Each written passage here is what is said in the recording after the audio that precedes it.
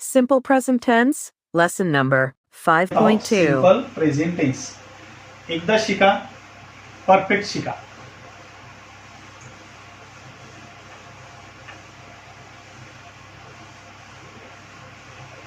Like, shares आणि subscribe करायला विसरू नका मित्रांनो. बघा, शीचा आपल्याला यूज करायचा आहे आता. शी टेक टी. बघा मित्रांनो, शी टेक टी. आता आपण शीचं करतोय. जर हे डचं वाक्य असतं, जर हे डचं जर वाक्य असतं तर आपण यामध्ये मित्रांनो, जर डचं वाक्य असतं तर आपण यामध्ये, डूचं वाक्य असतं तर आपण टेक असं ठेवलं असतं, पण ड झाला आहे त्याच्यामुळे आपण इथं यस प्रत्यय लावतोय. शी टेक्स टी हा एक्स्ट्रा यस प्रत्यय लावतोय, त्यामुळे ती चहा पिते असा याचा अर्थ होतोय. ती चहा पिते. करेक्ट. त्यानंतर याला आता मला निगेटिव्ह बनवायचं आहे, तर मी या ठिकाणी डज वापरणार आहे. She does not. आता हे यस जो एक्स्ट्रा लावला तो मी काढून टाकणार. शी डज नॉट टेक टी. बघा, शी डज नॉट टेक टी म्हणजेच ती चहा पीत नसते. ती चहा पीत नसते. त्यानंतर आता जेव्हा मला प्रश्न करायचा आहे तेव्हा मी हा डज सुरुवात वापरणार. डज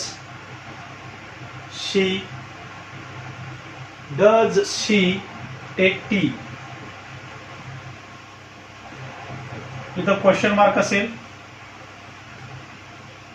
ती चहा पिते का. ती चहा पिते का. त्यानंतर डझंट शी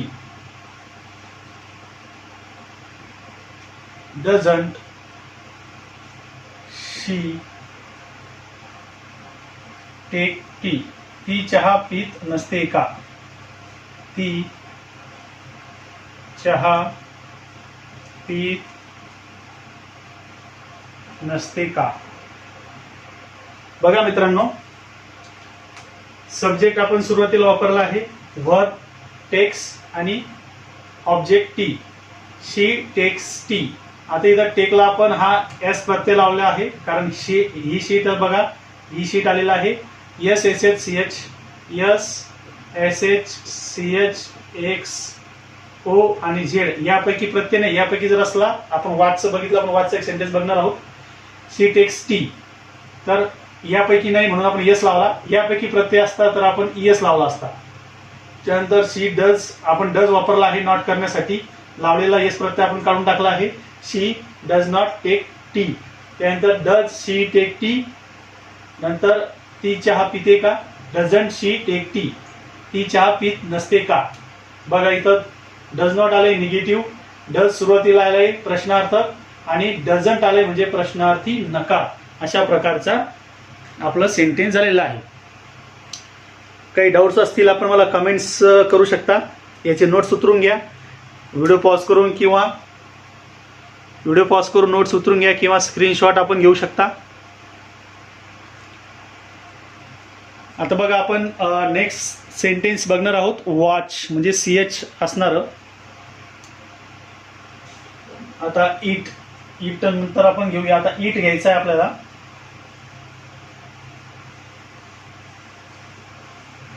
ईटचा उपयोग काय हे आपण डिटेलमध्ये नंतर बेसिक व्हिडिओ जेव्हा आपला रिलीज होईल त्यामध्ये तुम्हाला ईट कसं यूज करता येते ते तुम्हाला कळेल. तरी ते वस्तू किंवा लहान बाळ मूळसाठी आपण वापरतो. बघा, it fly in the sky. बघा, it flies in the sky. अशा प्रकारे आपण हे सेंटेन्स यूज करणार. त्यानंतर आपल्याला इट डज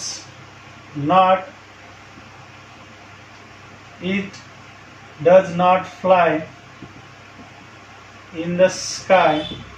त्यानंतर does it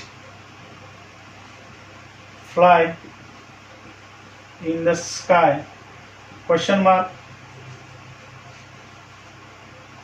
doesn't it fly in the sky.